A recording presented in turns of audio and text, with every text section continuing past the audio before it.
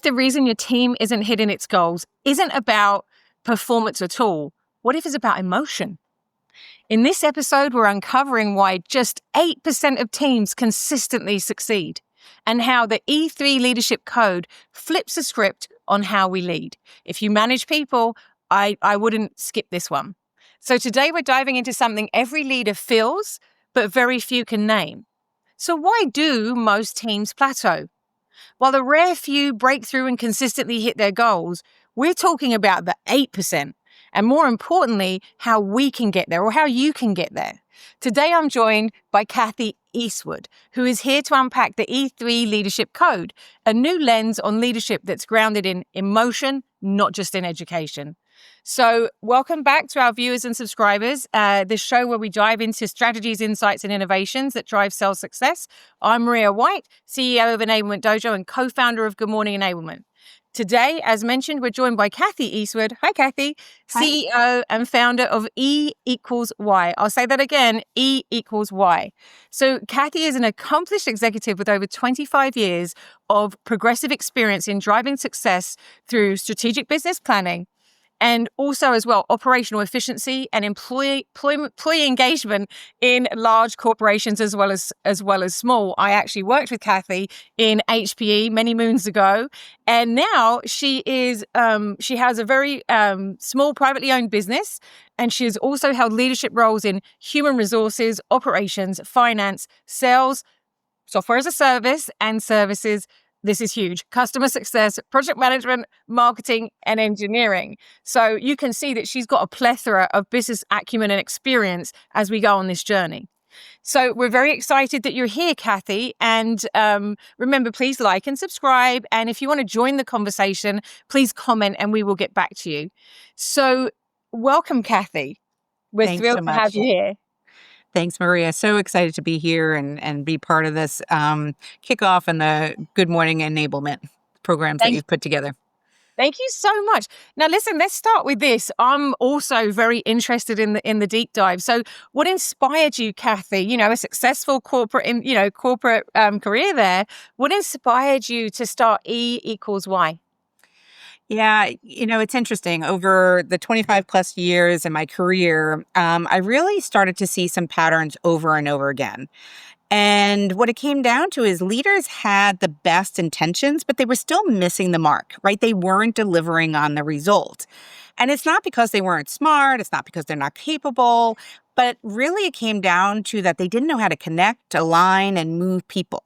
So that's why I really started E equals Y to help flip the script on leadership, right? To shift from driving execution and tasks to really leading people who will deliver the results. And the E3 leadership code that we built was born out of that mission to create a repeatable structure powered by emotional intelligence that helps leaders express a clear vision, engage their teams meaningfully, and execute with accountability. But it's not just about hitting metrics, Maria, you know that. It's about building trust, consistency, and impact that really lasts. And that's what we're focused on. Kathy, just so the E equals emotion in your title? It's one of the E's. Got it. Okay. Yeah, it's a whole bunch of E's. And I often laugh. There's also my last name's Eastwood. Yeah. So it's E equals Y, leaders succeed, and emotions is a big part of it. Thank you so much. So let's start right at the heart of it. Most teams, obviously, in lots of different companies have very smart people, really good tools, software platforms, and targets. So why do 92%, fall slightly short or very short? Well, it's funny. It's going to be that E now, right? Because tools and targets don't move people. Emotions do. Right? And so if you think about it, 92% are failing because it's not lack of talent, but they're failing because of misalignment, broken trust, poor execution. And it's really the 8% that are leading with emotional intelligence. They understand that the people are really key and they communicate a clear why, they engage the hearts and mind of people, and they're not just focused on the KPIs. That's what becomes the edge. Understood. And so what are some of the less obvious patterns, the invisible habits or mindsets that hold high potential teams back from breaking through that, getting to that 8%? It's little things. Like you said, they're invisible. It could be a gap in clarity. They're not having commitment, right? A lot of leaders think they've got this clear purpose, but they haven't shared it, right? They don't explain why do we need to do something. They're just like, hey, we got to go do this. But they don't tell you why. They don't get people bought into it, right? They don't really see what we're trying to do or feel it. Um, a lot of times, and this one I think is so simple, people are unclear on what their roles and responsibilities are. We assume, oh, you're head of marketing, so therefore you should know. You're in accounting, therefore you should know. But we don't always clearly define it. Or we don't talk about how we want to all show up, right? So it's really the lack of communication, the lack of agreement. And don't forget about feud. The fear, ego, uncertainty, and doubt that we all live with. And that really screams failure when we're not able to focus on all these different things, because that's what blocks us from delivering great results. Oh, I understand. Now, I've done a little bit of research on the E3 code, but the E3 code revolves around expression, engagement, execution, powered by emotion. And of course, I really love that phrase. Why is emotion the lever here, and why does it matter so much? I always think about it that people really don't. Logic makes us think, emotion makes us act. And Right. when we remember how we felt about something, we remember that more than what we were told. And so when leaders can tap into that emotion, right, then they're going to be able to build that trust and drive commitment deeper and really spark the momentum. Because emotion isn't a soft skill. It is actually what drives the execution, right? When you're into it, when your heart's into it, you want to do more than just the bare minimum. Right. Understood. And so, we do have a lot of leaders who watch our episodes. So for a leader watching this, how would they know if their team is stuck in stagnation? Like, are there any early warning signs that they should be looking out for? Absolutely. And often I talk about it's kind of like the messy middle, that space in between direction and delivery. When deadlines are missed, that's a clear indicator. When collaboration feels strained, right? Have you ever been part of a team where no one can make decisions, Yeah. right? People get busy and we get disconnected. We avoid feedback. We don't want to have the difficult conversation. Some of the points, the toxic behaviors. When you see that finger pointing, blame shifting, right? It's not always loud, but as leaders, we really have to listen for it and look for it because it's not always obvious, but it's there when you think about it. And so if you see silence or you sense silence in meetings, that's a good indicator. If the teams are off doing their own things, right? I see Yeah. misalignment, like each team doing no, our metrics are this. And it's like, well, wait a minute, we're all trying to do the same thing. But when teams start to focus on their own in silo, then you've got a challenge.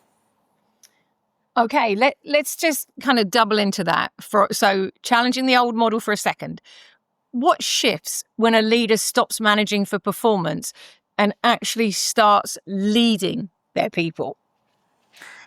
Yeah, I think it's everything, right? People don't want to be managed. Yeah. How often have we heard people don't want to be micromanaged, right? That just sucks the life out of all of us. So people want to be seen, they want to be supported, they want to be challenged. So when leaders really shift from that point of control to connection, suddenly people feel safer and they're willing to take the risks. They're willing to ask the questions, they're willing to step up. And it really unlocks what I call a virtuous cycle. So often we're focused on the end results, right? Profitability. We got to hit the bottom line. Yeah. But if you really think about it from a people first strategy, it's not going to slow your results when you lead people. It's going to actually accelerate it because you're going to have better retention, right? So when people stay, they're more productive, they're more innovative, right? Your costs are lower. How long is it? On average, it takes 6 months to get someone up and be productive. So if you really focus on your people, then they're going to be happier. They're going to stay. They're going to keep the knowledge in place. They're going to be more engaged and productive. And then if you think about it, if your people are engaged, if they're productive, if they're innovative, then that has a direct impact on your customers. Now your customers are excited. And when your customers are excited, they're buying more, they're staying longer, they're referring more customers to you. So now you've created this virtuous cycle, and it ends up really driving better profitability. In fact, according to a report by McKinsey, organizations that lead with this people-first strategy are actually 23% more profitable. That's a huge number, right? And it's also, you and I talked about Salesforce has reported that sales leaders in particular that are more emotionally intelligent have 20% higher win rates. Those are numbers we can't ignore, but yet somehow we think about focusing on the people first is a nice to have. Yeah, once I get the pipeline, then I'll worry about the people. But in reality, you start with the people, you're going to drive the results. I couldn't agree with you more. And I think that whole emotional intelligence affects a lot of things because it also affects how people knowing how people respond to you and how you interact with them. So I can just hear the words, from people in HR and other departments going, this sounds really powerful, but I mean, you can't scale that. How do we make sure it sticks and doesn't just become another flavor of the month from how many leadership model trainings have gone through? So what would you say to them? Like how can we not just become another flavor of the month with this E-code? Yeah, it's a great question. And having been a chief people officer and having been in this position, it really is as simple as making sure you think about leadership as a priority, right? And building a simple leadership development program and not a one-off workshop, not a slide deck that collects dust, but really getting all of your leaders in place and simply. It sounds simple, Maria, but I think you know this. A lot of times people don't even know who all the leaders are within the company. It sounds like you should, but if they're not all in one place, you're not sure of who it is, right? So making sure you know who it is, define what good leadership looks like. Make sure you have a common framework that sets the bar across the board, right? So everyone knows. Then start to build workshops to build trust and relationships.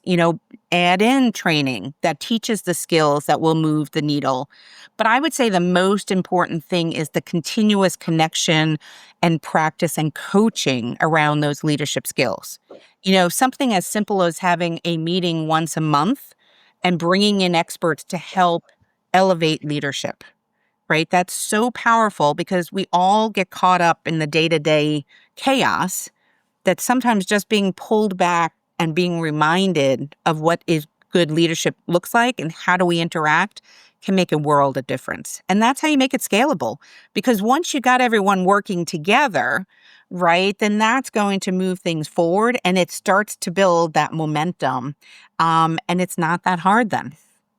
Kathy, this has been incredibly eye-opening. So the E3 code isn't just a framework, it's a mindset that challenges everything we've been taught and about how to lead. So thank you so very much for joining us today. But before we close this off, if you could wave a magic wand and instantly change one behavior in today's leaders, just one thing, what would it be and why? It's as simple as asking leaders to stop pretending they have all the answers. Because I think the best leaders don't lead from certainty, they lead from curiosity, right? They ask better questions, they listen intently, they create spaces for others to rise. And that really takes self-awareness and it takes practice. Because leadership isn't something that you master once. It's something that you have to invest in over and over again.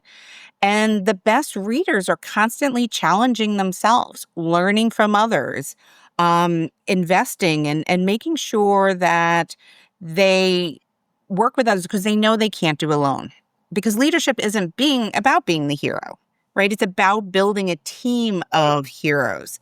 And so when you approach it that way, everything changes. And that's when you start to build trust, decisions speed up, and results really speak for themselves.